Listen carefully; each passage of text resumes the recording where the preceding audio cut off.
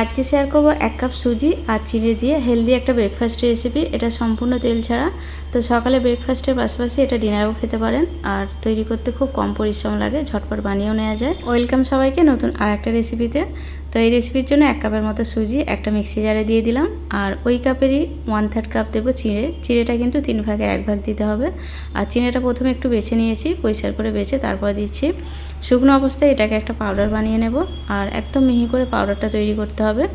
তো পাউডারটা আমার রেডি হয়ে গেছে। এরপর একটা পাত্রে ঢেলে নিচ্ছি। পাউডারটা কিন্তু খুব মিহি করে করেছি, আমি ঢেলে নেওয়ার পর দেখাচ্ছি।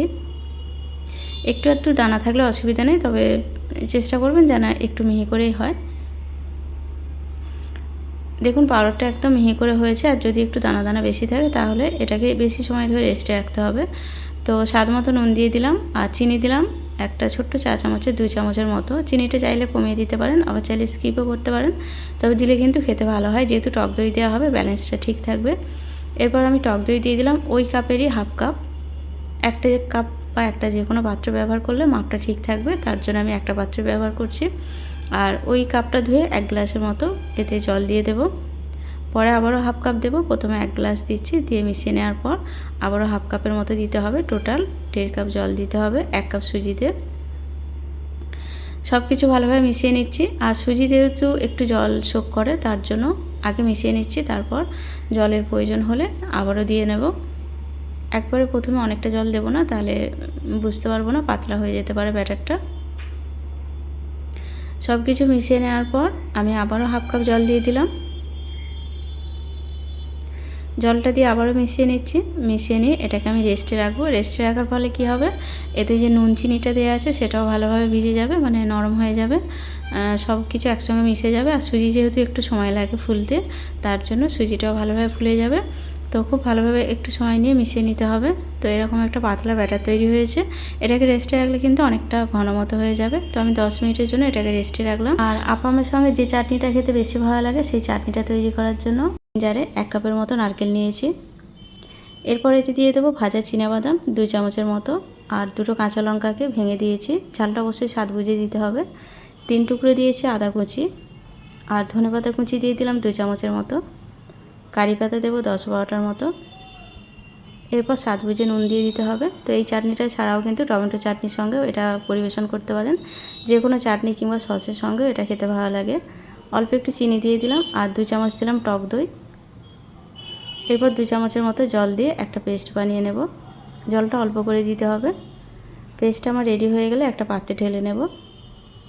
এরপর এর উপর একটা তড়কা দিতে হবে। তড়কাটা দিলেই কিন্তু আমার চাটনিটা রেডি হয়ে যাবে। আর এই চাটনিটা ধোসা থেকে শুরু করে যে কোনো কিছুর সঙ্গে পরিবেশন করতে পারেন। খেতে কিন্তু খুবই টেস্ট হয়, যেহেতু এটা একটা সাউথ ইন্ডিয়ান চাটনি রেসিপি। আর সাউথ ইন্ডিয়ান যে কোনো চাটনি রেসিপি খেতে দেখবেন অনেক বেশি টেস্টি লাগে। তো তড়কার জন্য একটা প্যান বসিয়েছি গ্যাসের উপর। 2 চামচের মতো সাদা তেল দিয়ে দিলাম। তেলটা গরম হলে গ্যাসেরটা লো করে দিয়ে একটা শুকনো লঙ্কাকে একটু ছিঁড়ে দেব। লঙ্কাটা একটু গরম হয়ে গেলে হাফ চামচের মতো দিয়েছি কালো সরষে, 1/3 চামচের মতো দিয়েছি কলাইয়ের ডাল। কালো সরষেটা ফুটতে শুরু করলে কলাইয়ের ডালটা দিতে হবে। আর কারি পাতা দিয়ে দিলাম কটা, 5-6টার মতো হবে। এবার একটু নেড়ে চেড়ে নেব। নেড়ে চেড়ে নেওয়ার পর যখনই সব কিছু একটু চড়বড়িয়ে যাবে, তখন গ্যাস হিটটা অফ করে দিয়ে এটা ওই চাটনির উপর ঢেলে দেব। আমার কিন্তু চাটনিটা রেডি হয়ে গেছে। এটা এই অবস্থায় রেখে দিয়ে এরপর আমি পিঠেগুলো বানিয়ে নেব। তো এতক্ষণে সুজিটা অনেকটা ফুলে ঘন মতো হয়ে গেছে। আর ব্যাটারটা কিন্তু এরকম হবে। ব্যাটারের কনসিস্টেন্সিটা খুব বেশি পাতলা হবে না, আবার খুব বেশি টাইটও হবে না। ঠিক যতটা জল দিয়ে ব্যাটারটা রেডি করেছিলাম অতটাই দিতে হবে। তো হাফ চামচের মতো ইনো ফুড সল্ট দিয়ে দিলাম আর অল্প একটু জল দিয়ে এটাকে ভালোভাবে মিশিয়ে নিচ্ছি। জলটা দিলে ইনোটা অনেকটা অ্যাক্টিভ হয়ে যায়। তো মিশিয়ে নেওয়ার পর এটাকে রেডি করতে নিয়ে যাব রান্নাঘরে। যদি মনে হয় ইনো ফুড সল্টের ফ্লেভারটা ভালো লাগছে না, সেক্ষেত্রে কী করবেন, ওই যে সোডা হয়, মানে খাবার সোডা 1/3 চামচ দিতে পারেন। আর যদি মনে হয় বেকিং পাউডার দেবেন, সেক্ষেত্রে হাফ চামচ বেকিং পাউডার দিতে হবে। আর ইনো ফুড সল্ট দিয়ে করলে এর একটা সুন্দর ফ্লেভার আছে, তার জন্য খেতে বেশি ভালো লাগে। তো সব কিছু ভালোভাবে মিশিয়ে নিচ্ছি। মিশিয়ে নেওয়ার পর রান্নাঘরে এটা নিয়ে যাব তৈরি করার জন্য। আর এই ফুড সল্ট দেওয়ার পর বেশিক্ষণ রাখা যায় না, সঙ্গে সঙ্গে তৈরি করে নিতে হয়। এরপর গ্যাসের উপরে একটা প্যান বসিয়েছি। প্যানটাতে 2 ফোঁটার মতো তেল দিয়ে এই তেলটাকে মুছে নিতে হবে। যেহেতু এটা তেল ছাড়া করব, আর একটু তেল দিয়ে এটাকে পিচ্ছিল টাইপের করে নিলাম।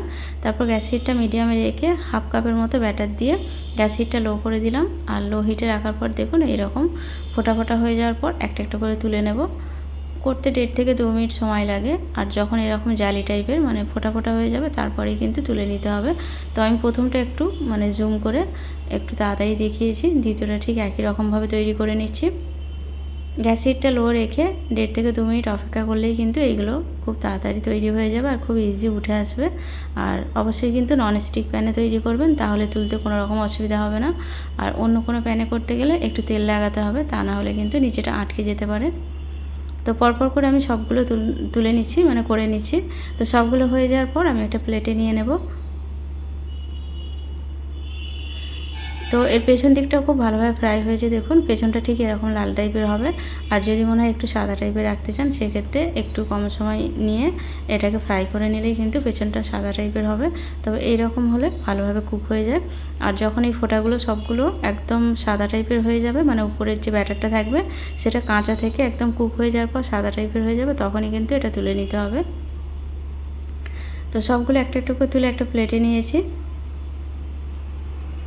এবার একটা ভেঙে দেখাচ্ছি কতটা সফট হয়েছে। এগুলো কিন্তু ভীষণই নরম হয়, গরম অবস্থায় একটু মরমর করে, মানে খেতে ভালো লাগে। আর ঠান্ডা হয়ে গেলে একদম নরম তুলতুলে টাইপের হয়, এটাও খেতে খুব ভালো লাগে। তো যদি মনে হয় ঠান্ডা করে খাবেন সেটাও খেতে পারেন, আবার গরম গরমও খেতে পারেন। তো এটা চাটনির সঙ্গে খেতে বেশি ভালো লাগে, তাছাড়াও কিন্তু আলুর তরকারির সঙ্গে খেতে পারেন, আবার সসের সঙ্গেও খেতে পারেন। তো আজকের রেসিপি এখানেই শেষ করছি, দেখা হবে আবারও নতুন কোনো রেসিপির সঙ্গে। আর যেসব বন্ধুরা এতক্ষণ আমার রেসিপির সঙ্গেই ছিলেন তাদের সবাইকে অসংখ্য অসংখ্য ধন্যবাদ। আর যেসব বন্ধুরা ফেসবুক পেজ থেকে দেখছেন, যদি মনে হয় পেজটা ফলো করতে পারেন।